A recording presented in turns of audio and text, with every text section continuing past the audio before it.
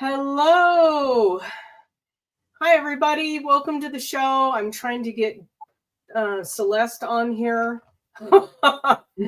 Everything hit at once as everything was streaming. Okay, there we go. Sending her another link. All right. So how was everybody? We had a week off last week. How you doing, Susie? How am I doing? Well, I'm better. Well, tomorrow I'll be 48 hours, so I should be on the mend of sinus infection. But other than that, not too shabby. Hello, Yeah. Mud Lover. Woo! Hey, my lover. How was your trip? I got back from Vernal and ended up, I knew I was getting sick in Vernal. And so just so y'all know, I was at Phenomicon last week and it was a barrel of fun. But yes, a little boy of 5 years of age got everybody sick. So it probably spread through Phenomicon like crazy because I didn't know I was sick. That's their job. So. Yeah, that's their job. In school, just nail you. Yeah, and McKenna won't be here because she's not feeling super good because of it as well. So anyway, I feel better. The fever's broke. Celeste should be on soon. I sent her another link. Hopefully she got it. Awesome. She's probably trying to get online. But we thought we would do something a little different. And we wanted to talk, first of all, I wanted to make a statement tonight about something that happened today that will have really, really far-reaching ramifications. And, we're not political on the show at all. We don't do politics on the show. Whatever our personal beliefs are our personal beliefs. But I put a post on our Emergency Encounters YouTube page about the assassination of Charlie Kirk today. And, whether or not you believe somebody's political, says Celeste entered the studio, but I'm trying to find her. We're trying to get her up here. Oh, there she is. Hey, Celeste. I'm going to make a really quick statement about what happened today. And we don't get political on the show. And all three of us have different views of different things. And that's okay. We still love each other and respect each other. We don't always agree on everything. And that's what the world is about, right? It's about, you don't necessarily have to celebrate somebody else's difference, but you don't have to be mean about it. And you certainly don't murder people over it. And the fact that we lost somebody today in a political arena who was assassinated, it's not okay, man. It's just not okay. And I don't care if it's somebody I agree with or don't agree with. You don't hurt them or kill them or take them off of this planet because you do not agree with them. We have to get back to America, to being Americans. And I don't know how we do that. And my heart hurts tonight. So, whatever your political viewpoint is, it's okay to have those viewpoints. It's completely okay. And you should not be attacked for those viewpoints. And you should not be shot over those viewpoints. So if you celebrate the fact that somebody has been murdered, then you need to take a hard look at that. And it's not okay, guys. I don't know what else to say, but it hurts. This country hurts. So let's get back to the show. I wanted to talk today about signs. Like McKenna brought it up when I talked to her last week, and it was about sister signs. And I don't understand what sister signs are that much, and I'm sure you two can fill me in on it, because although I know a tiny bit about being a Virgo, you guys always tell me more. So what is a sister sign, and how does that speak to compatibility? Because in some charts, like even when you go to the Chinese restaurant, you're either a rat or a monkey or whatever, they'll tell you what you're not compatible with. Can you be compatible with signs that they say are incompatible? And what are sister signs? Either one of you. I have actually not heard that phrase before. I don't know if Susie has a sister sign. So as But what I have found, what go ahead. did one of you? Oh, I was just going to say what I have found in my life. I have been interested in the zodiacs since I was just a little kid, like literally 8, 10 years old. And the more I've studied and learned what the attributes are associated with those signs, it helps me to get along with everybody easier because I know certain people are very direct and blunt. Other people are very kind of, just we have different ways that we talk and we communicate. And so for me, knowing what a Virgo is or knowing how a Libra is helps me not to take things personally that probably weren't meant to be personal, but the way that they communicate or behave, a lot of people misinterpret it because it's different. So I'm not sure. Do you know what she's meaning by sister sign, Susie? Well, it's kind of, so that was kind of recent to me too, but it's like opposite ends of the wheel. So the sister signs for like me being a Taurus, I'm a fixed earth sign. And then a Scorpio would be my sister sign because they're a fixed sign as well, but they're water, and earth and water go together. So it's also the elements like fire and air go together, and of course earth and water, but it's kind of just things that complement each other. So that's kind of what that means a little bit. It would be across the wheel from where you are is your sister sign. Yeah, and that means across, but also it is also, so that's kind of what it means. It means that like they would kind of get along. So the fixed ones would be ones that get along. The mutable ones would be the ones that get along. So like air and what's the other mutable one? Anyway, so like that. But also just keep in mind, I like that. Keep in mind, your sun sign is not like the whole takeaway. Like it's not the whole entire banana loaf. You've got to look at the loaf. So that's what most charts are based off of, your sun sign, right? But you have all the houses, and I remember, Celeste, you redid my chart because the one that I had made, you're like, that is not right at all. Because she told me every house was in Virgo, and she said, you have the worst chart I've ever read. I'm like, wow. Yeah, it was so direct. I even have the cassette of that reading. I'm like, oh my God. She was right on a few things, but shocked me. And then you redid it, and you're just like, no, that's not true. So it was pretty interesting. Yeah, and then like your sun sign is different than your moon sign and your rising sign. They all mean different things. So, because we're complex humans, if you want to apply astrology to it, you've got to look a little deeper than just your sun sign. Okay. Yeah. And like, for example, I'm also a fixed. Leo is the fixed fire. But I knew I wasn't a true Leo because they have attributes that I don't have, like frivolous spending. That's the opposite of me. Very impulsive behavior, totally not me. And I learned through doing the full charts, I actually have 5 Virgo. And that makes me have a lot more of the I need to plan. I need to be cautious about things.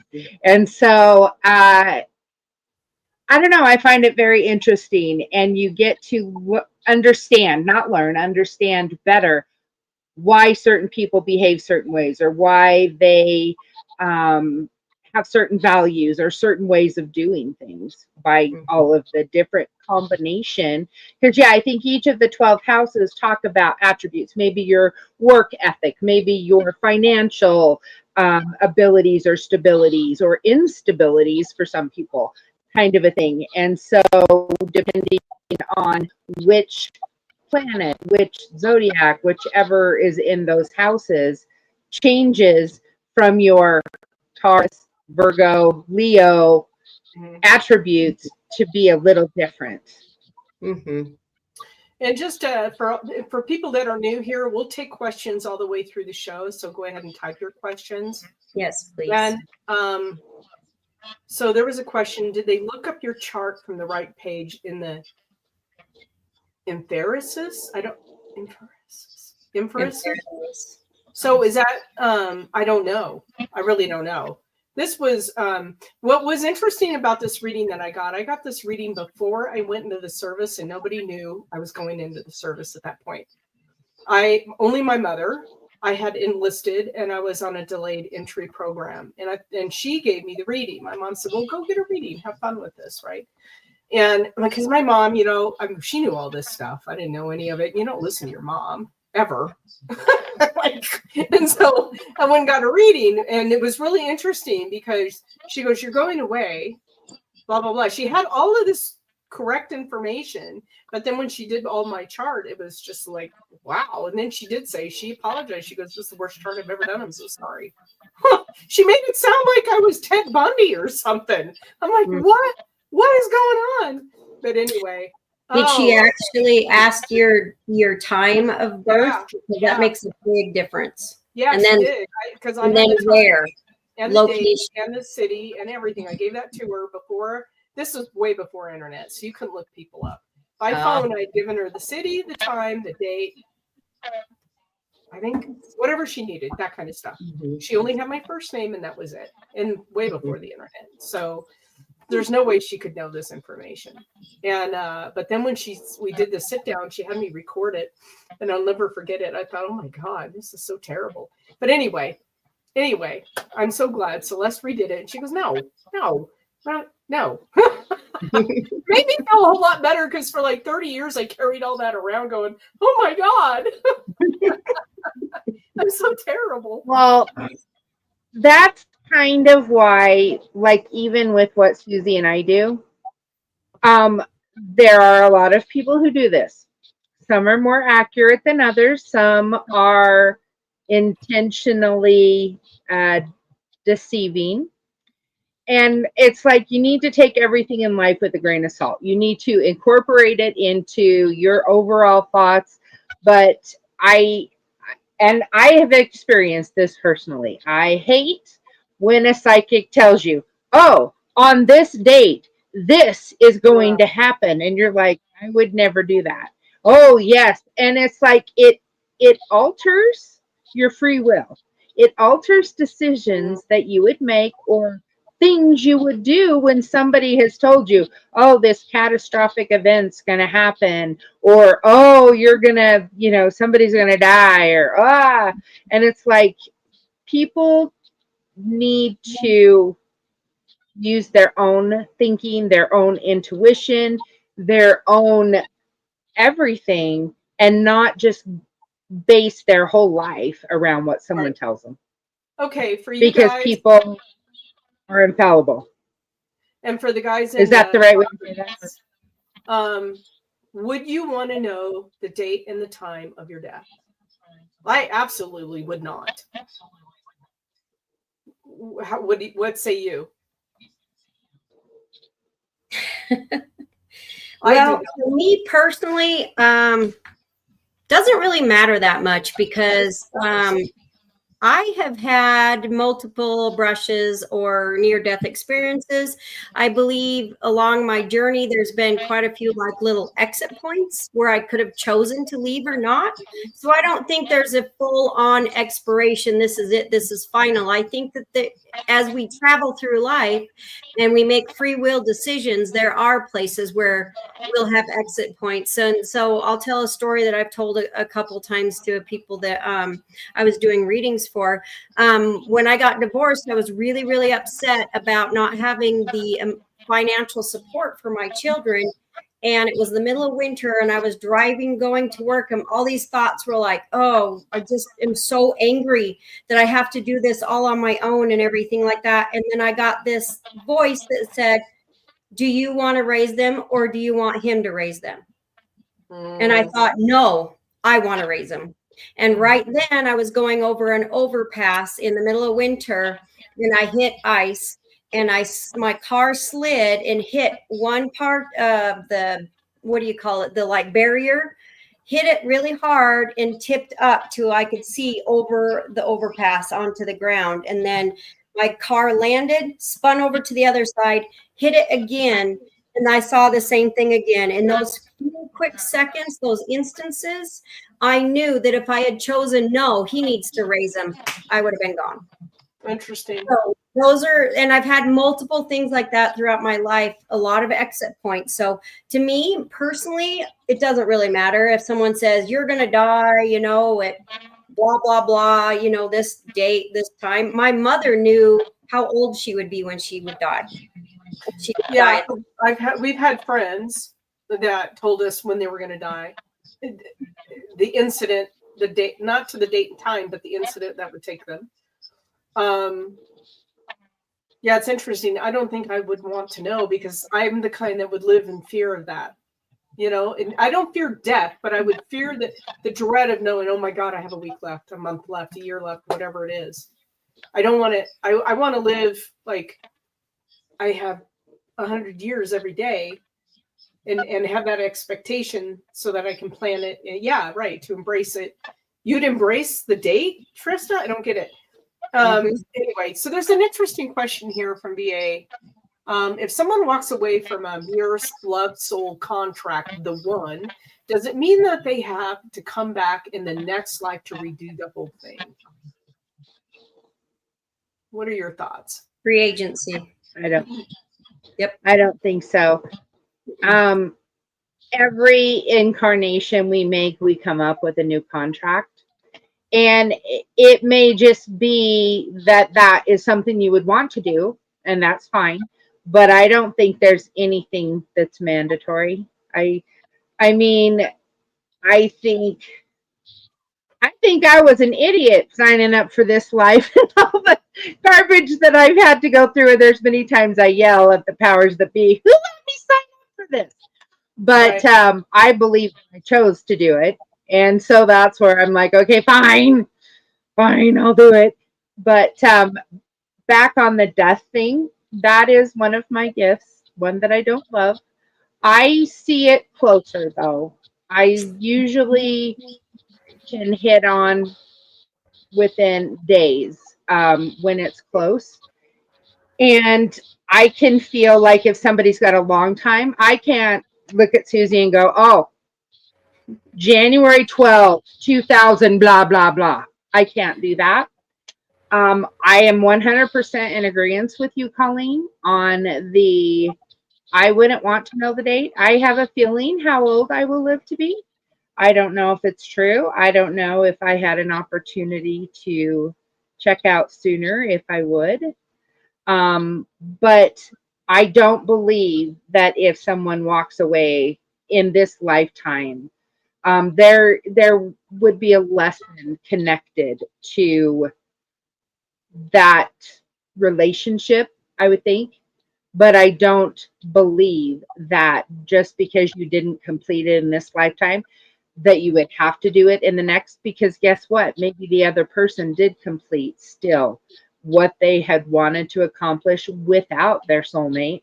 And why would they want to repeat things, especially if somebody walked? I mean, it would be like, okay, Colleen, me and you need to get together and we're going to do this job. And these are the things that we need to do. And we're going to meet at 4:00 and you don't show up. And I have to do it by myself. Why would I want to get into a contract with a person that didn't fulfill their obligation again? And maybe I finished it. And so I don't believe that it would be mandatory. I think it would be choice. And both people would have to agree on that. So yeah, I agree with you. Definitely all down to choice, because once again, having some kind of like a contract here, you know, I could learn the lesson and they didn't. And my end was fulfilled, but theirs didn't. But they don't have to repeat it again. I certainly wouldn't want to repeat it again. So, you know, and then maybe with the way that we progress with that particular lesson, we can outgrow that lesson and not need to even do it again. Does that kind of make sense? Where you're like, well, yeah, I learned to do my brain understands higher math. I really don't need to relearn basic math again. You know, Right. I already know this. So I'm just going to, next time I'll learn something else. So Yeah. So Mad Max asked, "Are you afraid to die?" And I'm not, because I fully expect that I'm going to have family and friends on the other side that greet me, the people I love who are already gone, because I actually witnessed that with my father, them coming into the house, and they were so excited to see him. So no, that really clinched it for me. No, I'm not. What I'm afraid of is making sure that all of my animals are taken care of. All of everything is taken care of so that they don't end up, that's my fear. But I think I've got that solved now. I'm not afraid of that. So Trista has a question. Would love to hear anything that you have for her. you picking up anything? Did you pull cards? I was just going to say that at least short term, I'm feeling very pleasant. You've kind of had, chaotic is not the right word, but the energy around you has been a little less than normal stable. And that's not a good thing or a bad thing. It's just like the day the wind blows or the day that there's a thunderstorm. It's just different energy. And I feel very calm, very pleasant, very happy right now. So I don't know if something in your life has actually shifted or your concern with something has shifted, but I feel a calm, happy, pleasant, and that, like I said, for like the next week or so, I feel like things are a little, which is amazing because the energy in our world is not calm and happy Right. right now. Our energy is very not calm and happy right now. And that's why it is extra important for us to be kind and Yeah. compassionate and to get past the BS stuff. It doesn't matter if you're Republican or Democrat. It doesn't matter if you're Christian or some other religion, you're white or brown or whatever it is. We are all human beings. We all bleed, and every single one of our lives is just as important and valuable as anyone else. And people are getting so caught up in the chaos and the anger and the negative impact that's going on in our world. The only way to change that is by countering it with positive, with holding that door open for the person at the convenience store, for telling someone you walk past on the street that they look beautiful today. And just remembering we can't change the world, but we can change the world for somebody else. We can be kind, we can be helpful, we can do a favor, those kind of things. But yeah, exactly. And we should do it every day. We should do it for anyone we encounter. Let the person crowd in front of you in the grocery store that has 3 things when you have a cart full. It's just it's simple, basic stuff. And for somebody having a really hard time, there's people dying right and left. I mean, not from like murder. There is, but I've lost a cousin this last week, and my daughter's best friend lost her dog yesterday, and there's always something going on. And if we can put a little kindness, love, and light out into the world, even especially in the dark times, it can be a huge difference for people. So absolutely. But yeah, Trista, I feel like this next week should be a good week for you. Cool. Did you get anything? Did you pull some cards? No, I already had enough to say to her earlier. Okay, so Ramona wanted cards drawn. Did you? Yeah. So Ramona, the person that we discussed earlier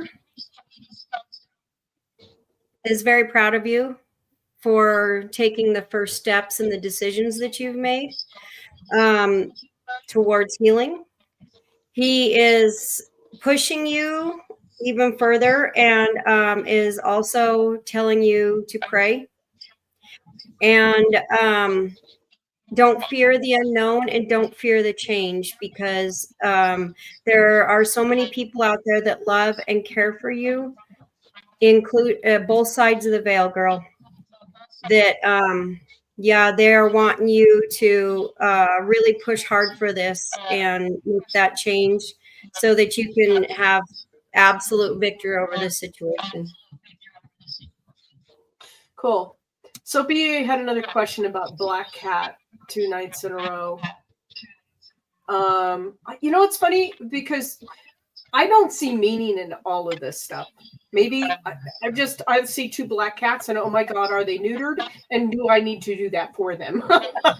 Because I'm rescuing animals constantly. So, you know, I mean, that's where I go when I see stuff like this. I don't see signs and everything. Occasionally I'll see a sign, but not all the time. What are your thoughts on all of this? Well, I'll throw a couple cents in. Black cats are good energy. They're a good sign. They're good luck, not bad luck. And they're also protection. So just apply those to your situation. If you feel that that's something that's really sticking out to you and standing out in your mind, just apply that to, you know, your situation at that time. Yeah. Trista said, yeah, she's like, oh, Colleen, I love black cats. And yes, I may have a new black kitten coming into my life.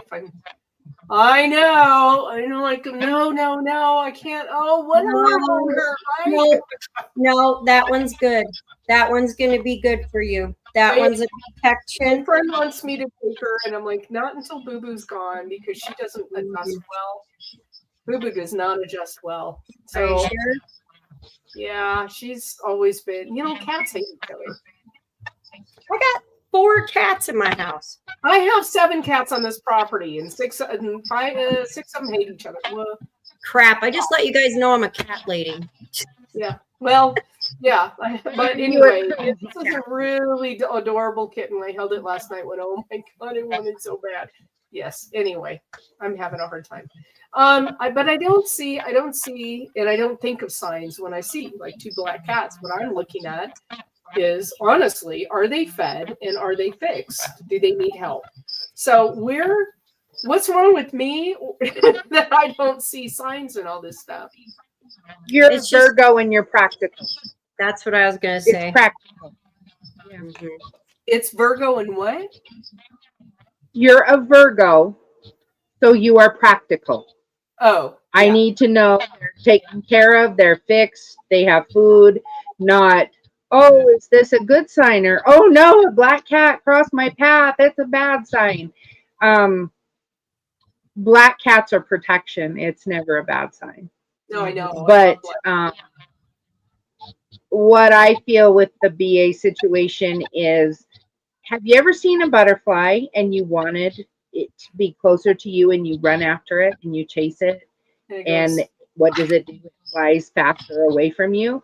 But sometimes when we sit down and we just relax and we're just in the moment and peaceful, it actually will come and land on our knee. I actually had a butterfly land on me at Sarah's wedding. There was all kinds of really cool things. And I see the signs and things. But it could be, I'm feeling like it could be in your relationship situation, more of wanting, pushing, running, trying to get it to work than just allowing the natural flow of how it should be. Yeah. Now the bobby pin thing that happened in my house a week ago was definitely a sign. When I found out it wasn't yours, Celeste, then I knew. No. But I know since you were here, I've watched that back mat how many times. And so what had happened was I came home after work. Wasn't it the day before I started my vacation? So I come home after work and I walk into my bathroom and I live alone. And there was a bobby pin on my bath mat right in front of my shower, and it was still damp. Now, I had washed my hands, but the bobby pin, so they were damp, but the bobby pin itself had water droplets on it. So the first thing I do is clear the house to make sure nobody's in the house. That's the military training. Grab my weapon and clear the house, because I'm like, who's in my house taking a shower? Who would do that? You know what I'm saying? Baby bear or Goldilocks. Yeah, Yeah, right. So I clear the house. Nobody's here. Check the cameras. No one's been here except my dogs and my animals all day long. How did that bobby pin get there? That is a sign. My mom wore bobby pins all the time. In her hair, she'd put her hair up and she'd pin it. And it was the color of the hair that I last remember her in. She changed her hair color constantly, but when she died, she was a blonde. So, had it been from her? Had to have been. Who else could it have been from? It's not like I pick up random bobby pins when I'm out in the public and stuff them in my pocket. Ew. I don't want someone else's bobby. You know what I'm saying? Anyway. Good thing they didn't leave you Band-Aid. Okay, Trista has a question. Okay, Trista. What did I tell you about trusting your intuition and the universe?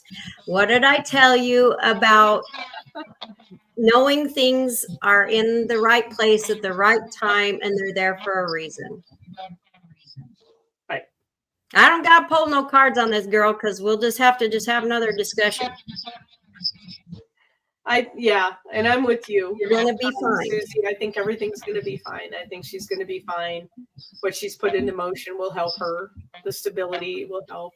Just it's this fear and the unknown is bothering you, but that's good. So once you step out of that, that's growth, Trista. Once you do something that you've never done before and step into new places that make you uncomfortable, that's where your growth lies. You got this. I'm getting some background chatter. Does anybody have a radio on, either Celeste or Susie, anywhere, or a TV? Do you hear that? Nope. Yeah, I do. Nope. I don't hear anything. Yeah, because even the microphones on both your end is moving when you're silent. That's weird. Maybe that's one of our spirits coming through. Yeah, Trista. Maybe. Yeah, I have a fan, and it's on the other side of the room, but it's on every single time. It's definitely a voice.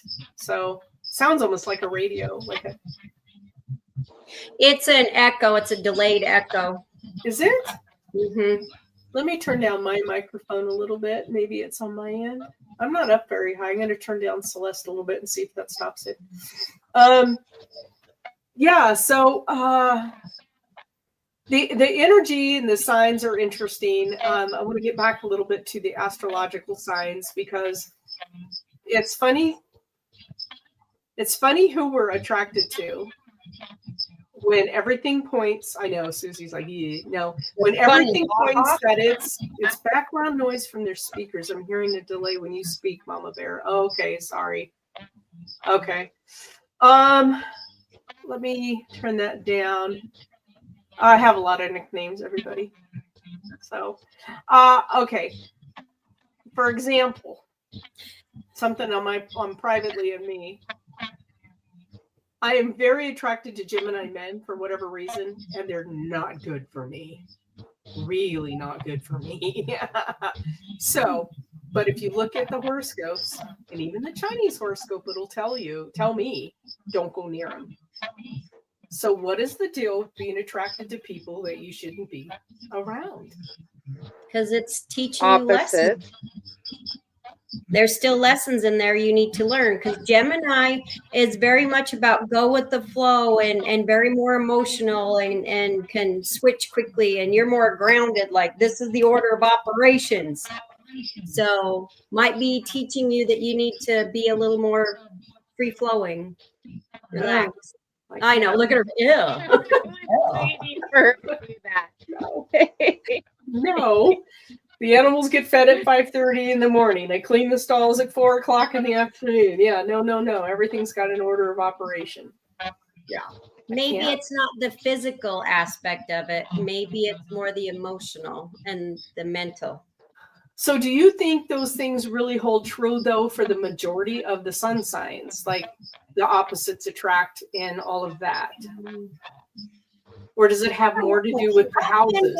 Supposedly my match, and he was a right dick. So I'm sorry. I probably should but yeah, so he was a Capricorn and he was like the sheepy poop that came out of the Capricorn. So that's Oh my God. Okay. Yeah, I love I won't that. comment on Capricorn. I reserve the right to remain silent. Yeah. I've had No, Aries too. Cancer. Oh, I was first husband 17 years. Next guy I did 4 years, and I swore I wouldn't date a Cancer after husband. And I did get over that, but then I went with a Capricorn, and that was a big, Well, not great. it's interesting, and I'm not sure. Trista said there are 50-50 signs, are a 50-50 thing for her. I'm a Leo, but I'm not so typical. Yeah, Yeah. experiences can shape this, definitely. But I think your underlying traits are there. I think they're with your sun sign, your underlying traits are there.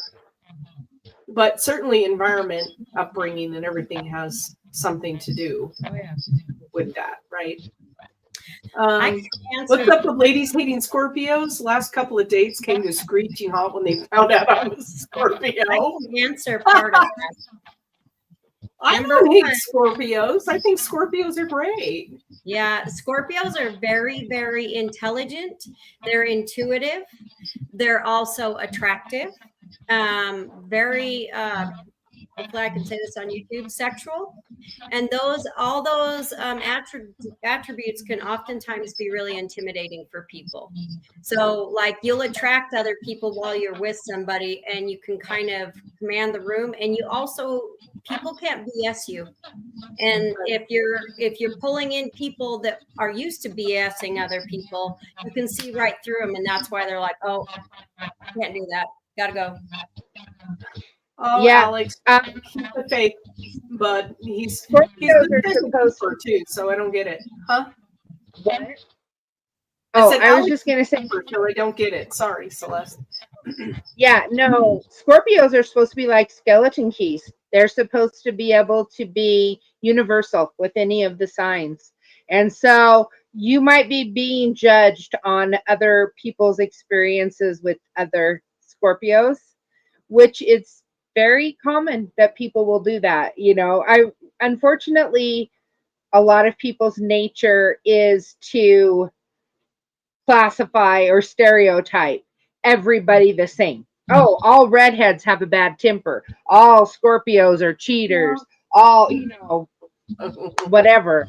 And it isn't really a reflection of you as much as it might be their own personal experiences. But you have to take that in consideration that they obviously are not the one for you if they run, so it might be actually a positive sign for you rather than wasting your time in a relationship or trying to establish a relationship that is not meant for you. Right. Yeah.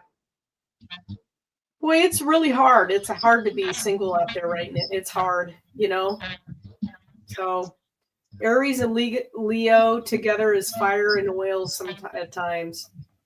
Mm-hmm. So Leo, yeah. Is Leo air? Fire. Leo's fire. So Leo's fire. Aries is Leo and Sagittarius are fire. And it can be the absolute best and worst. And that's with any zodiacs. It's like it can be super compatible or it can be too much of the same thing. And there's this kind of stuff that happens. So I dated a Leo and I loved him very much. And he could have been my first murder victim, but I have enough Virgo in me, I restrained. So oh, that's funny. I got a little more room in my freezer. Well, it's funny. I saw a Facebook post the other day. It says, why, yes, I have restraint. I've cooked for people I should have murdered. Yeah. That's exactly true. I cooked for people I should have cooked. Yeah, it's funny too because I told you about the whole Gemini men thing, but Gemini female, I have a lot of female Gemini friends, and they were always my best friends. It's just the men don't do well for the Virgo in me. Yeah, and I'm very Virgo. I have a lot of Virgo traits. Very Virgo. So yeah. Anyway, okay. So you guys haven't heard that much of the sister sign, although Susie did, like the opposites, like Virgo and Pisces and that kind of stuff. But we've kind of deduced that that also it's free will, and it's the product of your environment, and all these things come into play. But do you guys agree or disagree with that? A lot of our personality is made up of our sun sign. I think there's more to it as well. There's numerology that comes into play, but there's also nature and nurture, and there's a lot of different factors in everything. My personal opinion, I wouldn't say like cherry picking, but I take what really resonates for me and I apply that to my life. And so there are certain things about my astrological chart that I'm like, yeah, that makes sense. And other things I'm like, nah, that's way off. So if it resonates, it resonates. Use your own gut, your intuition for, like, I'm still getting this echo on me, huh? I am. So I'm thinking when you're not specifically speaking, mute your mic. I did that and it was still echoing on your end. Yeah, I'm muting me when I'm not speaking. So, Trista, I'm not sure I completely understand your question. Another question is the baby my son's. Oh, the baby. If her son is going to be a father because somebody he's been with is pregnant. Am I right? That's what I read. That she's wondering if this person that's pregnant, if her son is the other parent. Do either of you ladies have insight on that? I am speaking kind of from personal experience and kind of from a little bit of insight. Just because a child is not biologically yours doesn't mean that you're not supposed to be the parent. The child has nothing to do with what the parents have done before they're born. And so I feel like this child is supposed to be a part of his life. I'm not 100% sure that I can say it is his child or that it is not his child. One of the things that I told a particular person was you need to make your decision now if this child is going to be yours or not, whether it is biologically or not, because unfortunately that happens in our messy world.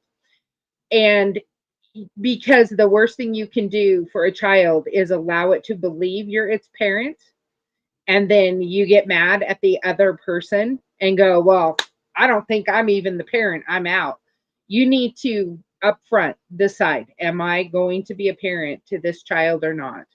And be the parent unless you are forced to not be because they do some DNA or something and prove that you're not. So I think that this could be something that will definitely change his life. I do not have a feeling one way or the other if he is actually the parent. I have the feeling that he is supposed to be the parent, whether his DNA is in the child or not. That's what I feel. Is that what you got, Susie? Some of the best parents aren't bios. Yeah. Completely agree.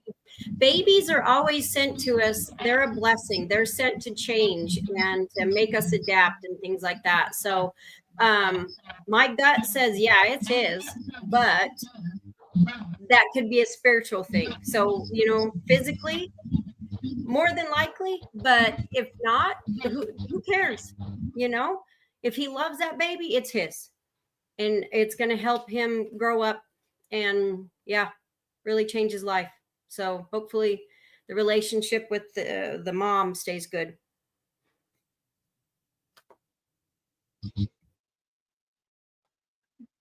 Okay, I have figured out that it's Celeste. It's coming from your microphone. When I muted you, the background stopped. So just unmute when you want to speak, and the feedback should be. Hold on, you're muted. Hold on, go ahead. Oh, my daughter has her laptop, so I had to use your iPad. So it could. Oh yeah, that thing is be- just junky. We need to get you something better. We really do. Okay. And then Susie, you were going to take BA's reading that I missed, and I'm very sorry about that. I didn't mean to skip over you. Yeah, no worries. I have it pulled up. So if you're still on here, BA, for your main card, I had the Queen of Cups, the Knight of Swords, and the King of Cups. So it's a perfect match because I know that you're really concerned about this new love interest, but to me, it tells me that your gut already knows the truth. Like I can feel it right here that you already know, and that you've had that moment of, oh, I've known you somewhere before. I swear I've met you somewhere before. That is a knowing of that's the right one. So stop being afraid and step both feet in the water instead of just one. So there you go. Awesome. Thank you, Susie. Guys, we do have about 15 minutes left to the show. Please go ahead and send in your readings and let us know what's on your mind. We're here for you.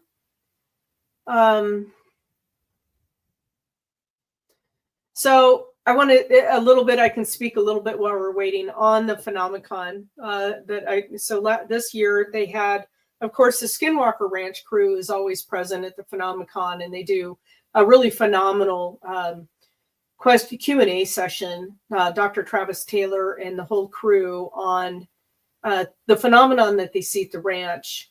And they've gotten incredible UAPs this year, absolutely incredible, that are going into the mesa and coming out the other side. Now, what can travel like that? And they've also deduced the dome over, they have figured out the elevation and the extent of the dome over the ranch that they can't figure out what it's made out of. But there's a dome over the ranch that's preventing rockets from going through it. What can do that? Some pretty interesting phenomena that's going on down there at the ranch. But it's not just the ranch. If you guys have a chance to get down into the Uinta Basin, it's everywhere. Just sitting outside at night, McKenna and I were having some beer and watching the sky. And the phenomenon that you see down there every single night is incredible. You'll see things because like I said, I'm a nerd. I have the air traffic controller apps on my phone because that's what my job was. So I'm always interested in aircraft movement and what's going on and whether or not it's a presidential plane or something like that, right? Because you get this, some of this information. And it's not aircraft. They don't show up on radar, but they're there. Naked eye, you can see them, and they're moving, and it's not a satellite. So it's pretty interesting. We were watching one, and we knew it was a satellite, constant trajectory, constant height, just moving through space. So then something came along and moved with it, and then took off in a 90, really fast. We saw incredible stuff.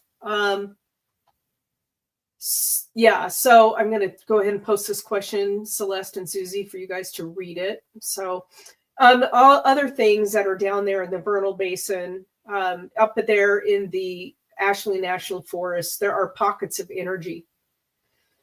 It's pretty amazing. We've had UFO sightings, UAP sightings in Pocatello the last few weeks that are, Trista had one, off the charts, being filmed, all kinds of stuff. Now, there was one, I'll post it if I can find it, guys. Trista, you saw one. It was pretty interesting. There was a gentleman over around Twin Falls that posted something online. Took a close look at that. It was a weather balloon. They kind of look like jellyfish. They look funny. They're luminesque, and they move and they bend and they flex, but they don't move. They're just atmospheric. And they're going with an air current, totally in a weather balloon. I've seen a lot of those in my career. So don't get wound up about stuff. Try to debunk it first, right? But let's go with Alex's question. Am I in? Okay, yes. All right. So right now, the energy is chaotic. We have just gone through the 999 portal, which was another shift. For those of you that understand, you understand, and those of you that don't, you don't.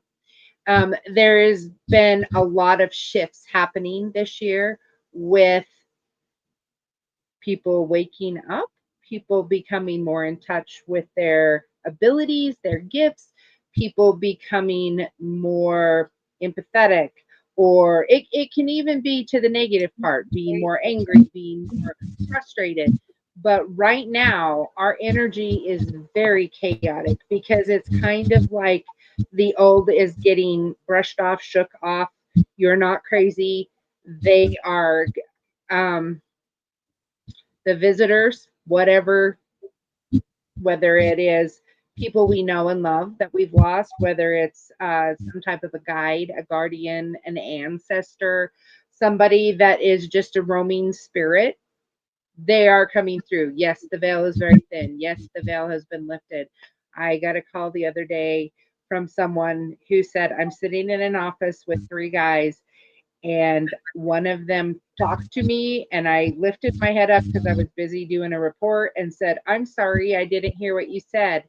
And they all turned and looked at me like I'd lost my ever loving mind and was like, what are you talking about?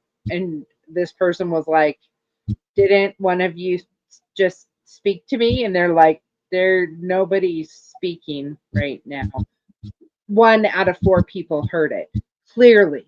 They couldn't discern what exactly was said, which often comes when we hear from the other side. Right. I don't know if it's because we don't have the ability necessarily to see the lips, or we're anticipating to hear communication, so we aren't fully engaged in listening to hear the words, or if it's just like the radio station is not tuned in exactly right, so it's a little staticky. So no, you are not crazy. Well, you're as crazy as all of the rest of us that are crazy right now, and it's a very good descriptive word to use at times because it does feel that way when the energy goes from like this kind of a vibration to like super hyped up vibration. It's like getting on a ride at an amusement park. It can disorient you that much, and that is what's happening right now.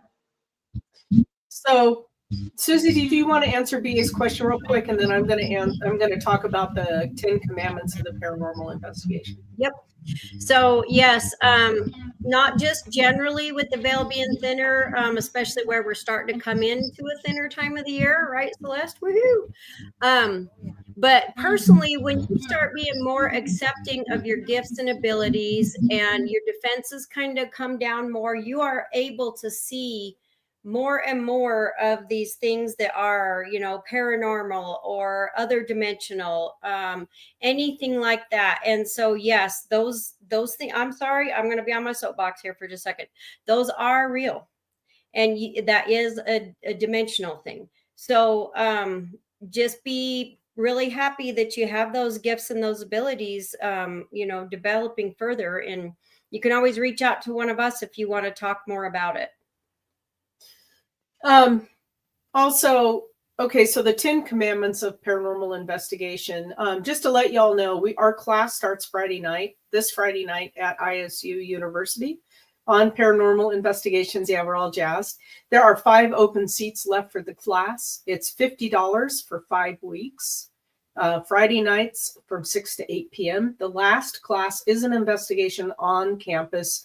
I have asked the university for a different building this investigation, so we'll see if we can get into it. If not, we have some really active buildings that we get into for, when we want, but this one in particular we've been trying to get into. So if you're at all interested in taking the class, and you're out there in Cyberland, somewhere in the Pocatello area, please sign up for it. It starts Friday night. You can go to the College of Technology website, CEWT, College of CEWT, but I've forgotten what it stands for. Anyway, acronyms. College of Technology at ISU in Pocatello, and get signed up for it. 5 open seats as of yesterday morning, so I don't know how many today. Yeah, I would say there are some commandments of the paranormal investigation, and it's going to be really interesting because on our Thursday night show, I am going to have a group on that I did meet at Phenomicon who try to debunk most paranormal investigations. And it's going to be interesting to hear their take. They go through scientific methodology to debunk most of the stuff that we experience on paranormal investigations. And while I may not agree with everything they have to say, I'm always interested in hearing those opposing views. And they were very interesting guys to talk to at the Phenomicon. They had a booth there. So the 10 commandments are, I think, always debunk first. We never believe absolutely 100% of what we're being told until we're there and we can see it and experience it ourselves. We go with it. It's not that we think someone is lying to us. I tend to take the information in and I don't tell the rest of my team what's going on. But of course, Celeste and Susie usually figure it out before we get there. But well, you can Google the commandments, but I'm telling you from our team's perspective that we debunk first. And that comes even with scanning, with our EMF detectors and everything else. We want to see, is there a fear cage effect going on? Where's the electricity coming into the building? Is the building grounded? We've found houses that were not properly grounded anymore that were causing all kinds of activity. As soon as you reconnect the grounding wire, everything stops.